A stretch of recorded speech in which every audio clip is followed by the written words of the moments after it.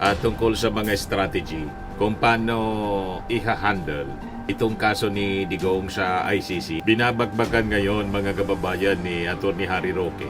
Pati nga si Marlica, Lawyer says Duterte can possibly return to the Philippines in interim release. pero ang sabi, ang strategy kung paano magpaganyan, makikiusap kayo. At saan ka nakakita, mga kababayan, na ina-accuse mong kidnapper, kinidnap pala si Digong. Pagkatapos, ibabalik mo si Digong sa Political agency dahil siya yung alter ego ng presidente, talagang desisyon niya ng presidente. At pwede ba naman yun, nakalihim lang mga desisyon na talagang magpadala? nawala. Ito pa. Uy, Kaufman, mag-resign ka na. Or else you, Duterte family, eject that. Walang kwentang abugan.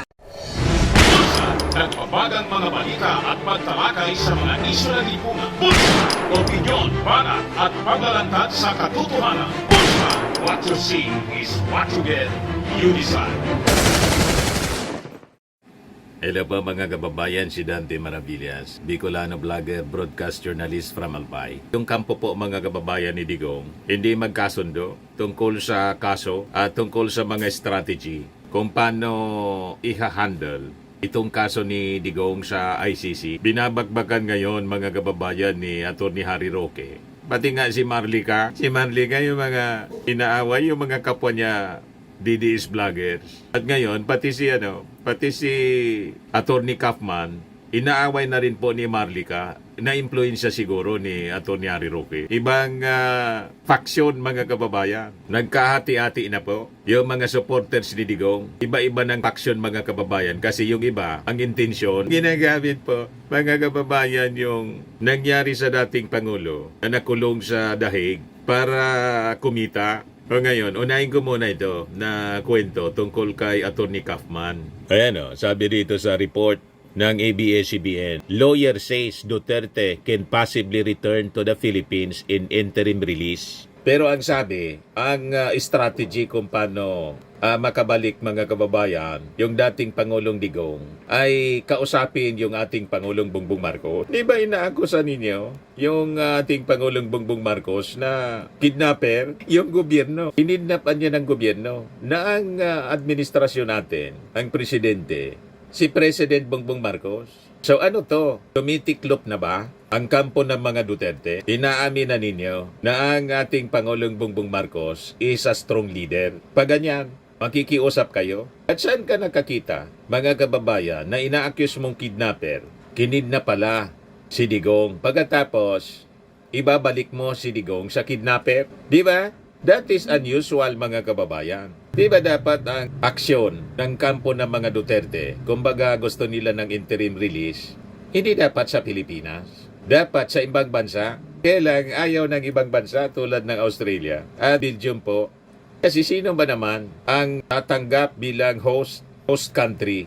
Yung mga supporters ni Digong ang gugulo. Public disturbance po ang ginagawa ng mga supporters ni Digong. Kahit man ako leader ng isang bansa, ba't ako mag-host ng mga taong magugulo? Di ba? Isabi nga natin mga kababayan, bakit hindi i-request ng kampo ni Digong, ng host country, China? Bakit hindi kausapin kaibigan ninyo si Xi Jinping? Ano nangyari sa pagiging kaibigan ninyo ni Xi Jinping? Ba't Australia at Belgium ang una ninyong gustong maging host country? Bakit hindi China? Nasa Hong Kong na si Digong, na isang teritoryo ng China. Umuwi pa, ayan tuloy, mga kababayan. Inabagan ni General Torre ang bagong kampiyon, pambansang kamao. Sabi ng ating Pangulo, biglang tumayo si General Torre. Sabi ni General Torre, gulat na gulatan niya ako. Bigla siyang naging pambansang kamao ngayon. Di ano niya, Mr. Maravillas, ang tingin mo dito?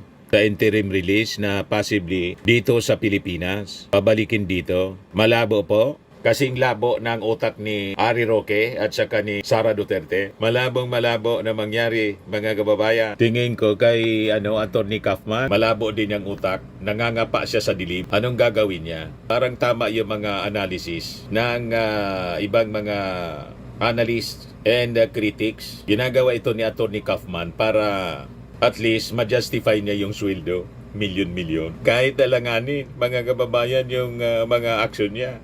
Importante may ginagawa. Sabi dito sa balita ng ABS-CBN, the lawyer of Rodrigo Duterte said they have obtained essential information they need in their bid for the former leader's interim release from the International Criminal Court. Sabi ni Kaufman, we have received some of the information which increases our belief in the correct nature of our argument and the need for this information. There are still further procedures that need to be done and further information that needs to be received in order to complete the process. I know it sounds very cryptic, but trust me, sabi po niya, we need this information. We're doing our utmost, sabi po ni Kaufman. Na-interview po ng ABS-CBN. Exclusive interview po ng ABS-CBN. Kaufman, however, gave little details on the information as he explained a past decision to ask the ICC to delay a decision on their interim release bid.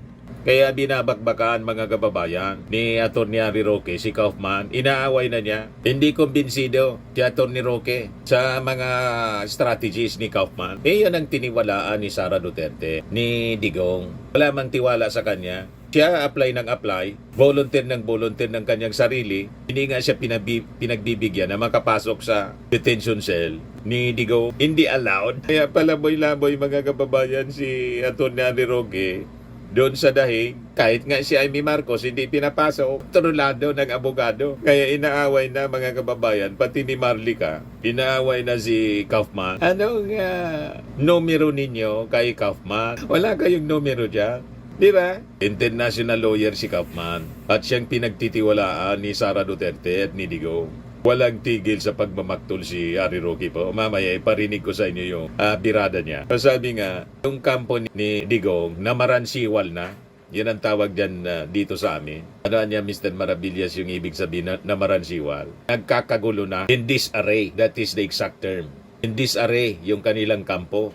Hindi na malaman kung anong gagawin. Nag-petition sila for interim release. Nang-schedule na yung hearing, nag-petition ulit para isuspend. Isuspend daw yung decision for interim release. Talilong mga kababayan. Kaya sabi ng prosecution po, kayo yung petition, urgent petition. Pagkatapos ngayon, yung petition ninyo, isuspend yung decision sa petition for interim release. Ano nangyari sa inyo dyan? Diba kontra-kontra po? Wala kasi silang makuhang host country, not even China. Kasi kung mayroon, kung willing yung China, di sana nauna. And I think, baka kaya si Sara Duterte dumiretso sa South Korea. Baka may kinakausap na mga opisyal kung pwede sa South Korea. Kung wala talaga gusto na mag-host country kay Digong, kaya siguro gusto dito na lang sa Pilipinas. Kung dito sa Pilipinas, mga kababayan, malabo na i-approve kasi siyempre kukontrahin po ng prosecution because of the strong influence pa rin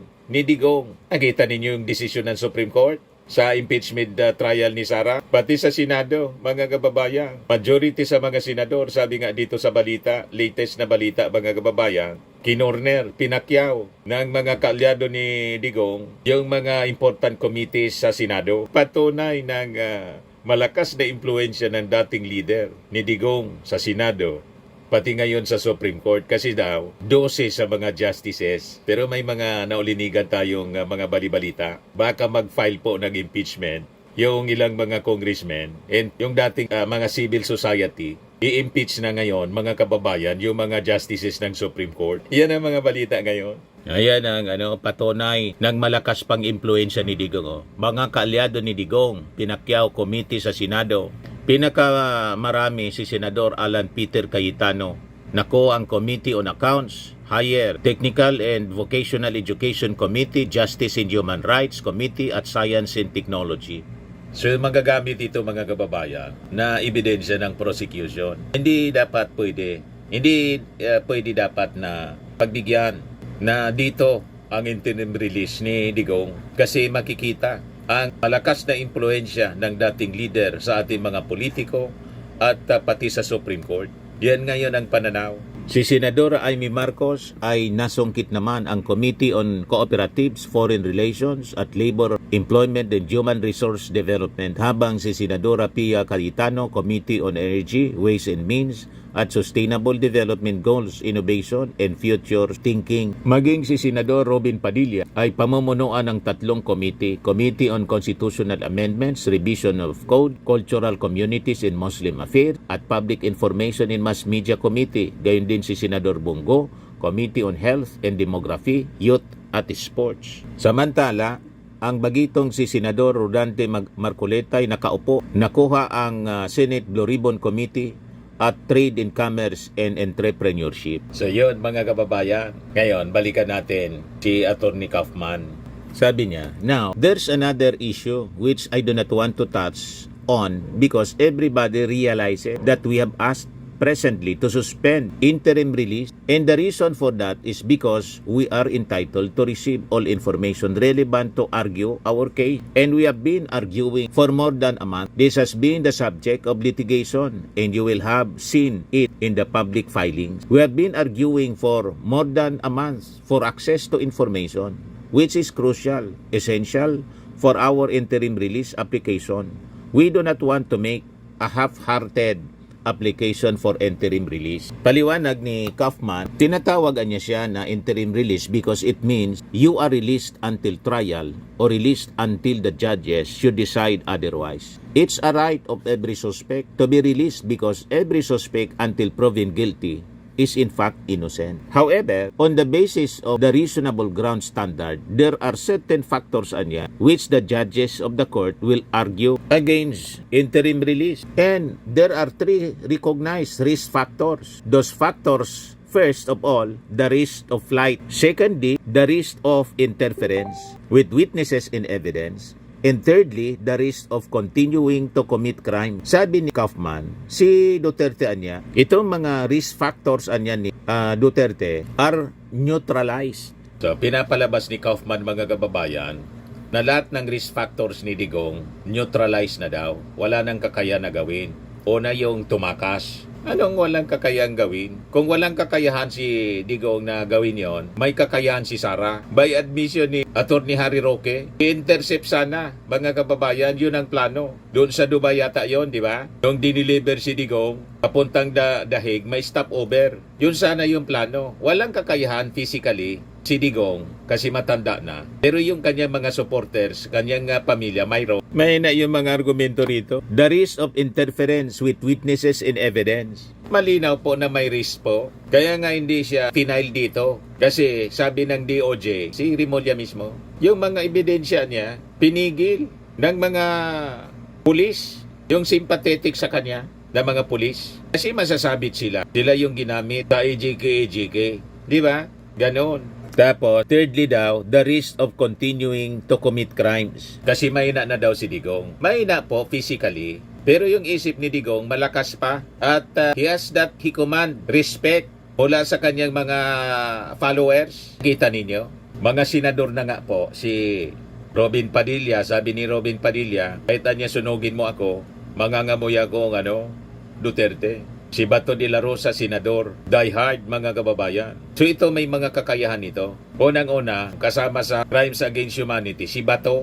So, mahirap na mga kababayan. And sa totoo lang, hindi naman talaga personal. Most of these cases ng AJK, hindi man personal si Digong ang pumatay. Ang inamin niya doon sa Quadcom hearing, mga 7 yata yun yung sinabi niya na personal niyang itinomba. Sabay toro kay Bato. Si Bato, death squad din yan. Now, obviously, sabi po niya, being in prison, no longer being in a position of power, no longer having access to the instruments of power.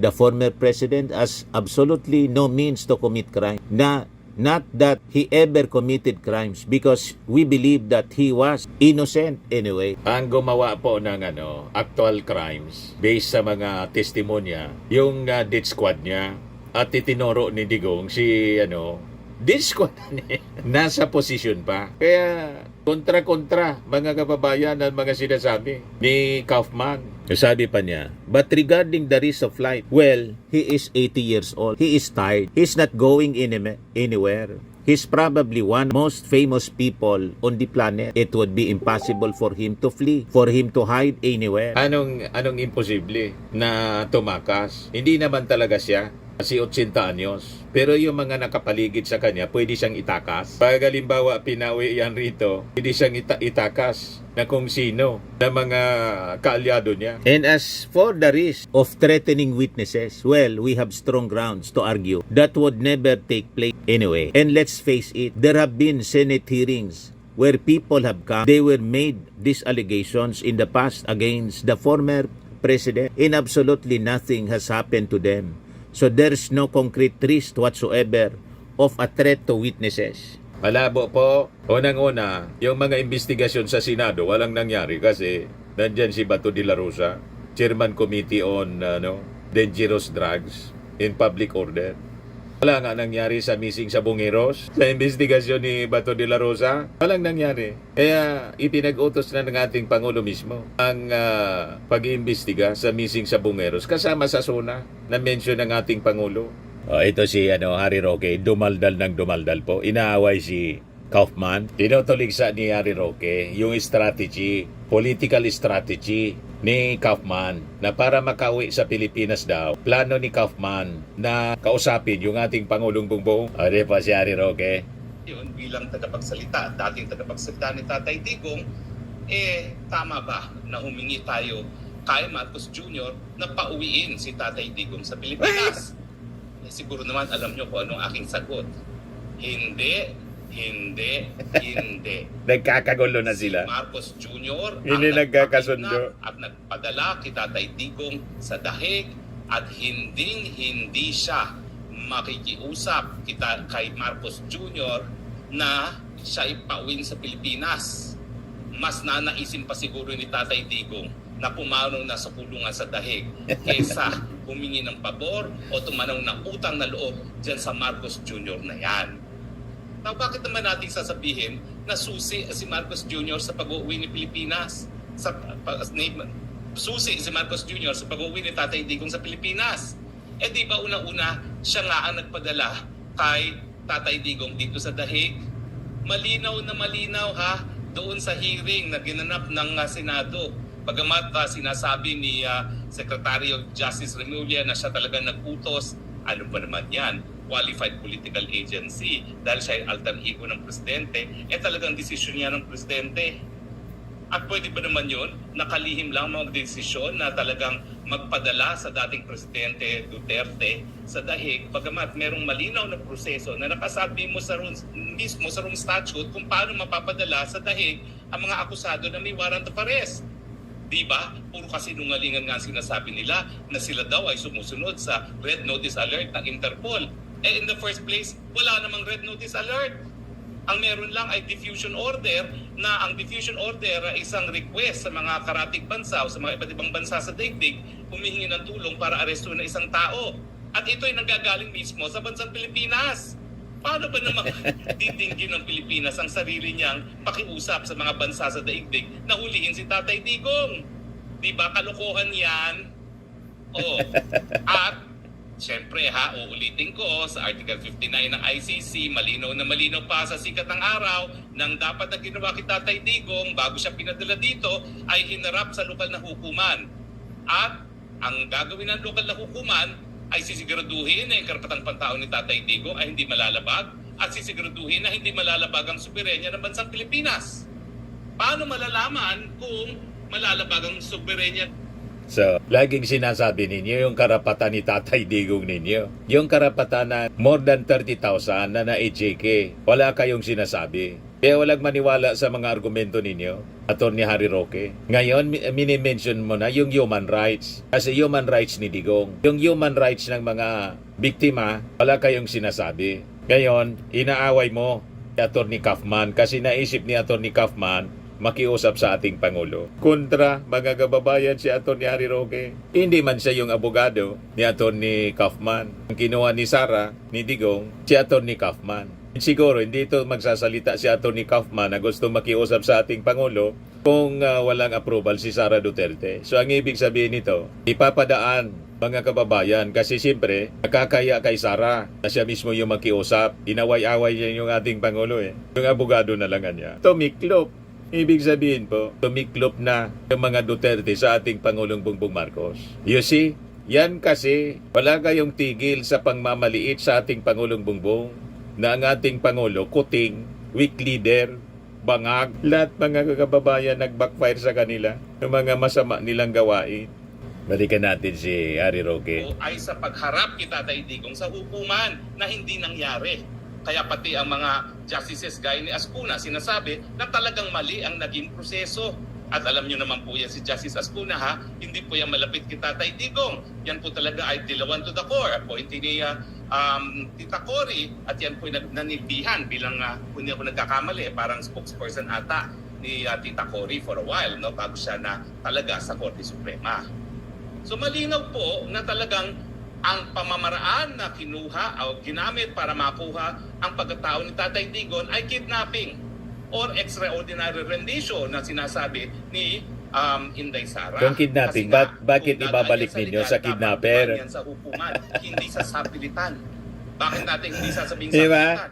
Ay, naku, hindi na siya linubayan ng mga pulis matapos mag-landing ang kanyang eroplano galing sa Hong Kong. Pinaligiran na ng sandamukan ng pulis. Dinala doon sa isang reception area sa Villamor na hindi na siya pinayagang lumaya. Ibig sabihin, inaresto na siya dahil hindi na siya malayang lumabas ng airport. Doon pa Inaresto pala. So hindi kinidnap. Binabago ninyo eh. Yung pag-arrest, kidnapping yung term ninyo. O ngayon, gusto ninyong maibalik dito. Gusto ninyong ibalik sa kidnapper. Ano yon? Di ba? Kasi wala mga kababayan na ibang bansa ang gustong mag-host kay Digong. Naintindihan natin kung bakit ayaw ng ibang bansa kasi napakagulo. Madamay pa sila. Public disturbance ang ginagawa po kahit dyan sa Dahig. Public disturbance ang ginagawa ng mga supporters. Si Sara ikot ng ikot. Pumuntang Malaysia, pumuntang Australia at doon mga kababayan sa South Korea. After na pumunta sa Dahig, wala nang nagawang trabaho si Sara. You see? Pero malakas ng loob siya. Mga kababayan na pumuna sa ating Pangulong Bongbong Marcos, siya itong walang ginagawa. Ito si Marlica, mga kababayan. Inaaway si Kaufman. Mag-resign na daw si Kaufman. Nawala. Ito pa. Oy, Kaufman, mag-resign ka na. Or else you, Duterte family, eject that walang kwentang abogado. Kahit hindi kayo lawyer. So, ibig sabihin, si Kaufman dumidepende kay Marcos Jr. para mapalaya ang Pangulo Duterte. Si Santi na yan si Kaufman, mga pamilyang Duterte. Abogado naman si Inday, yung mga advisor niya. Meron bang ganyan? Abogado? Kailangan Si i-defend Sara na lang Kaufman ang para mag-abogado. mapalaya si Pangulo Duterte. Puta kayo, hindi na sana siya nag-abogado. Ako nga, sa pangunawa ko, sa payak kong pangunawa. Independent po. Diba sabi, independent ang ICC. Hindi pwede pangimasukan kasi sinusunod na yung katsyotaang Rome Statute na yan. So, ibig mo sabihin, Kaufman, pag sinabi ni Bangag na, palayain na yan, pauwiin na si Pangulong Duterte, ibig sabihin, mabaliwalahan na itong ICC. Oy, Kaufman, mag-resign ka na. Namaransiwal na, mga kababayan. Nagkakagata na yung kampo ng mga Duterte. Inaaway si Kaufman ni Atty. Harry Roque, pati si Marlica, inaway na rin. Si Marlica man, inaway na ng mga kapwa niya vloggers, DDS vloggers. Dahil sa pari-parehas kasi kayo. So ito pagpapatunay mga kababayan na confused na ang kampo ng mga Duterte. Di na nila alam kung anong gagawin para maisalba pa si Digong. Ito naman po, Firmax Firming and Lifting Cream, pinapahid po sa mga pulses in affected area. Mainam po sa paninigas ng mga kaso-kasuan. Ito naman po, Automax Radiant Serum. Sa mukha naman yung application, anti-aging po siya. You will look 10 years younger than your age. Sa mga cancer patients naman po, baka lang gusto ninyo itong itry. Neng siya red mixed fruit drink. Hindi mo po siya gamot, food supplement siya. Kaya lang, gawa siya mga kababayan sa goji berry. Yung goji berry, may anti-cancer properties. O ngayon, yung mga inquiries ninyo, dumiritso na lang kayo sa aming messenger sa Facebook para masagot namin agad. Ayos pa? Ayos na ayosan niya, Mr. Maravilla. But anyway, ito po pala yung aming bagong product na binibenta online. I am worldwide amazing pure organic barley powdered drink mix from Australia. Negosyo to ng aking anak na architect entrepreneur Riz Maravillas. Ayan po. Kontakin na lang po ninyo siya, Riz Maravillas on Facebook. Ang mga health benefits niya, boost immunity, improves digestion, enhance energy levels, packed with antioxidants, prevent cancer. Sa mga nagana po ng malinis and spacious fitness gym, pumunta lang po kayo sa aming Colossal Fitness Gym. May Grab ka rental din po kami. Ito naman po yung bago naming product na binibenta online. iGlow Serum, whitening po siya. Tingnan ninyo yung epekto sa aking anak na architect before and now. Yung mga inquiries po ninyo, dumiretso na lang kayo sa kanyang Facebook account, Riz Maravillas.